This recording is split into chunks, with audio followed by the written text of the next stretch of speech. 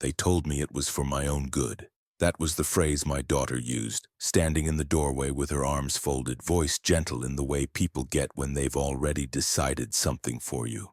Her husband stood just behind her, nodding along, eyes fixed on the floor as if humility could make a lie feel lighter. "It's temporary," she said.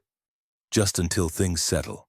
Before I tell you what happened next, subscribe the channel and let me know in the comments where are you watching from. It helps more than you know. I am 63 years old. I've lived long enough to recognize when words are being arranged to move me without asking permission. I didn't argue. I didn't raise my voice. I just listened, the way I always have when someone thinks they're explaining something simple to a man they've already written off. They called it care. They called it support. They called it the best option. What it really was, I would understand soon enough. The facility sat on the edge of town, far from anything familiar. The building was tired, paint peeling near the entrance, a receptionist who didn't look up when we walked in. My daughter filled out forms quickly, already practiced. My son-in-law handled the paperwork, asked about billing, asked what was included, asked what wasn't. He didn't ask how I felt. The room they assigned me was small. One narrow window, a bed that creaked when I sat down, a shared bathroom down the hall. The air smelled faintly of disinfectant and neglect, the kind that builds up when a place is designed to store people, not care for them. My daughter squeezed my hand. "Just for a little while," she said again. I nodded, not because I believed her, but because I had already started putting things together. This wasn't sudden. Looking back, the signs had been there for months. Questions about my accounts framed as concern, suggestions about simplifying my finances, casual comments about how complicated things must be at my age. My son-in-law always steering conversations toward decisions, authority, timing. I had seen this pattern before. In business. In deals where someone rushes you because they're afraid you'll notice the fine print. They left that afternoon. I watched their car disappear down the road from the small window, the sound of it fading faster than I expected. When the door closed behind them, the room felt quieter than it should have. The first night, no one checked on me. The second day, lunch arrived cold and late. Nurse I didn't recognize called me by the wrong name. Another resident wandered the hall asking for help that didn't come. By the third morning, it was clear this place wasn't temporary by accident. It was chosen carefully, cheap, out of sight, easy to justify. That was when I stopped feeling confused. I had spent my life living quietly by design. I didn't wear success loudly. I didn't announce what I owned or what I controlled. I believed people revealed their character more clearly when money wasn't obvious. I wanted to be valued for who I was, not what I could provide. Silence for me had always been a tool, but silence only works when you're close enough to be heard. On the third night, sitting on that narrow bed, I made a decision. Not out of anger, out of clarity. I picked up my phone and scrolled past a long list of unanswered messages from my daughter, past the ones from my son-in-law that pretended nothing was wrong. I didn't respond. Instead, I opened a different contact. Dubai. The number rang once before it was answered. The voice on the other end was calm, respectful, exactly as I expected. "Are we ready?" he asked. "Yes," I said. "Proceed." That was all. By morning, arrangements were in motion that no one in my family even knew existed. Flights, transfers, legal instructions that had been waiting quietly for years, untouched but ready. I left the facility without fanfare. No arguments, no explanations. I didn't owe that building anything, and I certainly didn't owe my family a warning. 3 days after they had dropped me off, I was sitting in a high-rise overlooking the water. A city that never pretended to care but always respected control. People there knew exactly who I was. They always had. My phone buzzed. My daughter's name lit up the screen. I didn't answer yet. I watched the city instead and thought about the difference between being abandoned and being underestimated. One hurts. The other gives you room to move. They believed they had solved a problem by sending me away quietly. What they didn't realize was that they had finally removed the last reason I had to stay silent. And when I did speak again, it wouldn't be from that small room with the narrow window. It would be from Dubai. They didn't notice my absence right away. That sounds strange, but it's true. When people believe they've put you somewhere permanent, they stop checking. Out of sight becomes out of mind faster than anyone likes to admit. The first few calls from my daughter were casual. Light, almost cheerful. "Just checking in," she said in a voicemail. "Hope you're settling." Settling.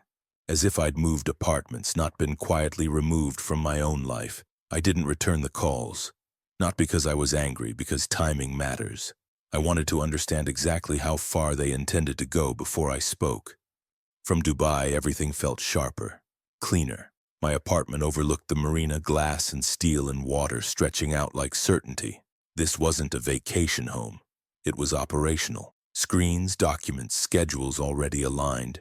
People here didn't ask why I'd been gone.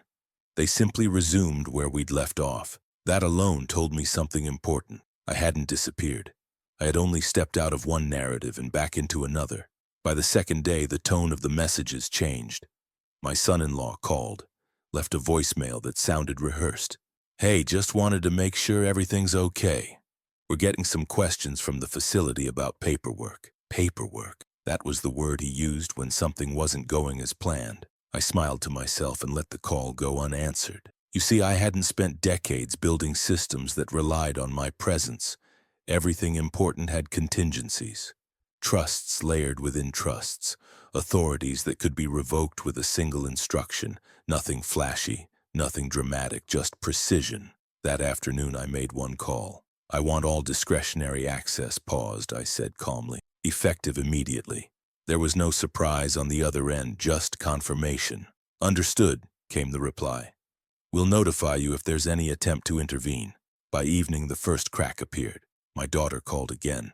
This time her voice was tight. "They say something's wrong with the accounts," she said. "The facility is asking about payment schedules." I waited a beat before responding. "Are they?" I asked. "Yes," she said quickly. "I thought you'd already handled all of that." "I handled exactly what I intended to," I replied. Silence, then softer. "Dad, what does that mean?" "It means," I said evenly, "that decisions made on my behalf don't stay valid forever." She tried to laugh it off. "Okay, but we need to sort this out. This place is calling us now." Of course they were. By the next morning, the calls multiplied. From numbers I didn't recognize. From relatives who hadn't checked in for years. From people suddenly concerned about my well-being now that invoices were being questioned. I still didn't explain anything. Because explanations invite debate, and this wasn't a discussion. What fascinated me most wasn't the panic. It was the shift in language. Gone were the words about what was best for me. In their place came phrases like responsibility, urgency, and misunderstanding. They were scrambling to reframe the situation before it solidified. Too late. On the third day, my son-in-law finally said the quiet part out loud. His call came through just as I was finishing a meeting. "This is getting serious," he said, skipping pleasantries. "We need access restored immediately." "Why?" I asked. "Because things depend on it," he snapped. "Your things," I corrected. Another pause. "You can't just cut us off," he said. "We're family." I leaned back in my chair, looking out at the city that had never once confused family with entitlement. "No," I said calmly. "I can, and I have." That was the moment his confidence cracked. I could hear it in his breathing. The calculations running too fast, tripping over themselves. "This isn't how this was supposed to go," he muttered. He was right. For them. That evening, my daughter called again. This time she was crying. "Why are you doing this?" she asked. "We were trying to help you." Help. The same word again. "You didn't ask," I said quietly. "You decided." She started to respond, then stopped. I could almost see her replaying the moment at the facility. The forms, the signatures, the assumptions. "I'll explain everything soon," I told her. But not yet. I ended the call and set the phone down. From the outside, it probably looked like I was punishing them, freezing them out, making a point. But this wasn't revenge, this was consequence. They had moved pieces on a board they didn't realize they were playing on. And now the game was resetting. Without them in control. By the end of the week, they would finally understand what they had done. And when they did, it wouldn't be because I raised my voice. It would be because the silence they created had started speaking back. The truth has a way of surfacing when panic sets in. Once the money stopped moving, everything else unraveled quickly. The facility called my daughter directly. Then their lawyer called her. Then the bank. Each conversation pulled at a thread they hadn't realized was holding everything together. By the fourth day, the tone had shifted from confusion to fear. My daughter left me a voicemail that morning. Her voice was careful, almost polite, the way it used to be when she wanted something. "We need to talk," she said. "There's been a misunderstanding. A misunderstanding." As if months of planning, signatures, and quiet removal could be reduced to a clerical error. I didn't call back. Instead, I made another call. This one shorter, cleaner. "Revoke power of attorney," I said. "Effective immediately." There was no hesitation, no request for justification. "Confirmed," the voice replied. With that, the last illusion of control disappeared. They had assumed authority without realizing it had conditions. They thought proximity equaled permission, that age softened resolve, that silence meant surrender. They were wrong on all counts. By the afternoon, the messages started coming from both of them, separately. My daughter accused her husband of pushing too hard, of rushing, of convincing her this was the only way. She said she had been scared, that she thought she was protecting me. Her husband's message was colder, more defensive. "This is being blown out of proportion," he wrote. "You're overreacting." That one made me smile. Overreaction is what people call consequences when they finally arrive. The calls kept coming, sometimes back to back, sometimes overlapping. I stopped counting after the first few dozen. What struck me wasn't the volume. It was the desperation. They weren't asking how I was. They weren't apologizing. They were trying to regain control. Late that night, I answered one call. Not from them. It was their lawyer. There was a long pause before he spoke, the kind that happens when someone realizes they're standing on the wrong side of a very solid wall. "I've reviewed the structures," he said carefully. "Your assets are comprehensive." "Yes," I replied. "And there's no legal basis for their access," he continued. "Not now. Not before." "I know." Another pause. "I'll be advising them accordingly." That would be wise. When I hung up, I felt something I hadn't expected. Relief. Not because they were losing control, but because the truth was, finally in the open. They hadn't misjudged my finances. They had misjudged me. That evening, my daughter tried one last angle. "I didn't know it would be like this," she said, her voice small. "He said it was temporary. He said you'd be safer." "He said," I repeated, "and you believed him." Silence. "You didn't come to me," I continued calmly. "You didn't ask what I wanted. You decided for me." She started to cry then. Real tears this time. "I was scared," she said. "I thought you'd say no." "That's not fear," I replied. "That's convenience." She hung up shortly after. By morning, the fallout had spread. Relatives started calling. Friends of friends. People who suddenly needed clarification, reassurance, alignment. I didn't correct the story. I let it circulate. Because the real damage wasn't financial anymore, it was reputational. They had tried to quietly manage an inconvenience. Instead, they had exposed themselves. People were beginning to ask questions, not about me, about them. Why had they rushed? Why had they cut corners? Why hadn't they told anyone? In the absence of answers, speculation did what it always does. It filled the silence. From my balcony in Dubai, I watched the city wake up, lights fading as the sun climbed.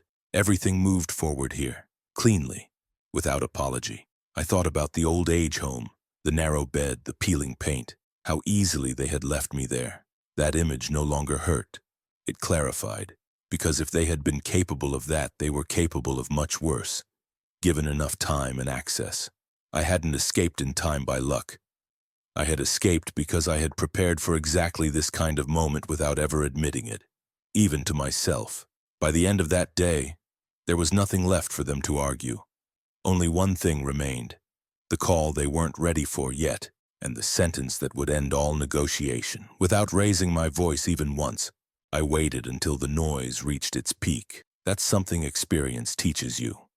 When people panic, they rush. They overplay their hand. They reveal what they actually value. You don't interrupt that process too early. By the fifth day, my phone was unusable.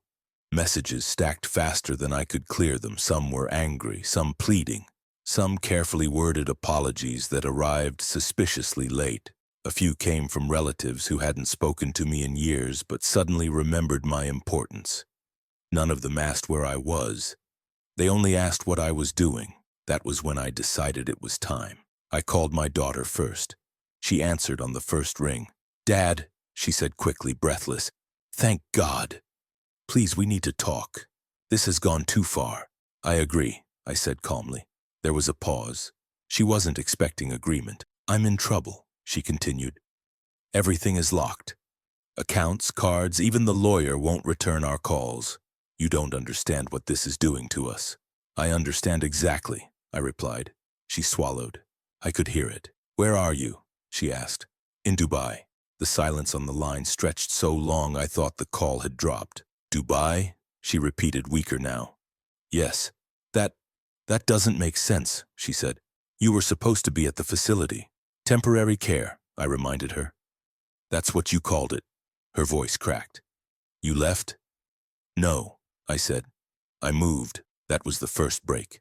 The moment her mental picture of me stopped matching reality. Before she could speak again, I continued. "I want you to listen carefully," I said, "because I'm only going to say this once." The line was completely silent now. "You never had access to my assets," I said. "You were allowed proximity." "That's not the same thing." She tried to interrupt. I didn't let her. "The power of attorney you thought you controlled has been revoked, permanently. Any accounts you believed were shared are not. Any plans you made around my future were made without authority." Her breathing became uneven. "You sent me away because you thought I was finished," I went on, voice steady. "What you actually did was remove the last obligation I felt to protect you from the consequences of your own decisions." "Dad, please," she said, crying openly now. "We didn't mean—" "This is the sentence you need to hear," I said, and my tone hardened just enough to cut through her panic. "You didn't lose access because I'm angry. You lost access because I finally saw you clearly. That was it. No threats, no raised voice, no insults, just truth, delivered without emotion." She broke down then. Apologies poured out, tangled and frantic. She blamed her husband. She blamed fear. She blamed stress. She promised change. She promised anything that might reopen the door she could feel closing. I let her speak until she ran out of words. When she finished, I said, "I forgive you." Her sobbing stopped instantly. "You do?" she asked, hopeful. "Yes," I said, "but forgiveness doesn't restore access, and it doesn't reverse decisions." "What does that mean?" she whispered. "It means I'm not angry," I replied, "and I'm not coming back." The call ended shortly after. Her husband tried next. His tone was different, controlled, defensive. "You blindsided us," he said. "This could have been handled differently." I almost laughed. "You handled it exactly how you wanted," I said. "I'm just handling the response." "You're destroying your relationship with your daughter," he snapped. "No," I corrected. "You did that when you treated her father like a liability. He had nothing after that. No argument left that didn't sound like entitlement." I ended the call. That night I stood on the balcony again, looking out over a city built by people who understood power and respected boundaries. I thought about how quietly I'd lived all these years, how carefully I'd kept parts of myself hidden. Not out of fear, out of discipline. They had mistaken that discipline for weakness, silence for surrender, kindness for permission. The truth was simpler. Power doesn't need to announce itself. It only needs to be undeniable when it finally does. And by the time the sun rose the next morning, there was nothing left for them to argue about, only consequences to live with. The aftermath was quieter than I expected. Once the shouting stops and the panic burns itself out, what's left is a kind of hollow space. That's where people finally start telling the truth. Not out loud, but in their actions. My daughter stopped calling first. Not because she had accepted anything, but because she had run out of angles. Apologies had failed. Blame had failed. Tears had failed. The leverage she thought she had never existed, and now she knew it. Her husband held on longer. He sent messages framed as reason, then as concern, then as subtle warnings. "You're isolating yourself. This isn't healthy. You'll regret this." I didn't respond to any of them. You don't argue with someone who only understands power once they lose it. You let them sit with the reality they tried to avoid. A week after the call, I received a message from a mutual acquaintance, someone who had known our family for years. "I heard what happened," it read. "I'm sorry." That was when I realized the story had spread, not the version they would have chosen. Not a clean narrative about concern or care. The truth has a way of leaking out when too many people are involved. Lawyers talk, facilities talk, financial institutions talk. Even when they're trying not to, people were asking questions. Why had they rushed me into a place like that? Why had they been so eager to take control? Why hadn't anyone else been informed? Those questions don't need answers to do damage. The fact that they're being asked is enough. I didn't defend myself. I didn't correct anyone. I let the facts stand where they landed. From Dubai, I went back to living the way I always had. Only now without the weight of pretending. Meetings resumed. Decisions were made. Projects I'd delayed out of obligation moved forward. People treated me the same way they always had here, with clarity and respect. No one here called me Dad when they wanted something. One afternoon, I sat in a cafe overlooking the water and thought about the old age home, about the narrow bed and the peeling paint, about how easily they had left me there, convinced they were being practical. That memory no longer made me angry. It made me precise, because anger wants noise, precision wants distance. My daughter eventually sent one last message. It wasn't long. I hope one day you'll understand why we did what we did. I read it twice. Then I replied with the truth. I understand completely. That's why things are the way they are now. She never responded. That was the moment I knew reconciliation was over. Not because I refused it, but because it required something they didn't have. Accountability. Forgiveness is internal, reconciliation is mutual. People confuse the two because they want relief without responsibility. I had forgiven them the day I spoke to my daughter on that call. Not because they deserved it, but because I didn't want to carry the bitterness forward. I had no interest in living the rest of my life replaying their betrayal. But forgiveness doesn't reopen doors. It closes chapters. I wasn't going back to the role they'd designed for me. The quiet provider, the invisible safety net, the man whose future was negotiable. That version of me no longer existed, and in its place was something simpler, calmer, and far more difficult for them to accept. A man who had seen exactly who they were, and chose to live without them anyway. By the end of that month, everything was settled. Legally, financially, emotionally, there were no more calls, no more messages, no more attempts. Just distance. And for the first time in a long while, that distance felt like peace. There's a moment after everything collapses when the noise finally stops. No more calls, no more messages, no more carefully worded apologies designed to reopen doors that have already closed. What remains is quiet, the honest kind, not the forced silence of avoidance. That's where I found myself. Not angry, not triumphant, just clear. From Dubai, my days settled into a rhythm I hadn't allowed myself in years. Mornings began early, not because I had to prove anything, but because discipline had always been my anchor. I walked along the marina while the city woke up, watching people move with purpose instead of obligation. No one here expected anything from me except consistency.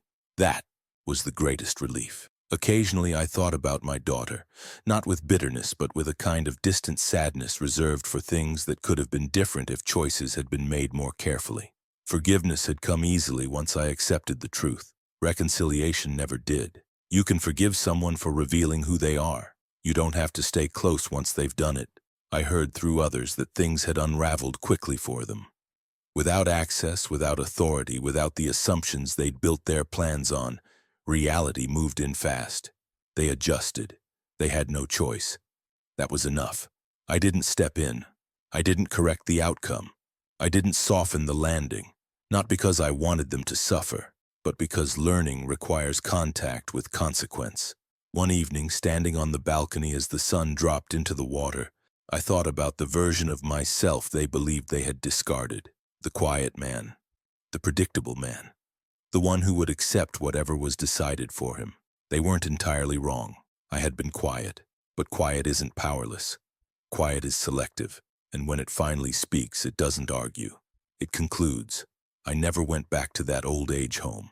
I never asked for an explanation. I never demanded apologies. None of that would have changed what mattered. What mattered was this. I was free. Free from obligation disguised as love. Free from roles assigned without consent. free from the expectation that age equals surrender. At 63, my life didn't end when they sent me away. It clarified. If there's one thing I've learned from all of this, it's simple. Never mistake kindness for weakness. Entitlement destroys families faster than poverty, and power doesn't need to announce itself until it must. I forgave them. Then I chose distance. And in that distance, I found something I hadn't expected at this stage of life. Peace. And if you've been listening this far, subscribe to the channel and let me know in the comments what time it is where you're watching from. It helps more than you know.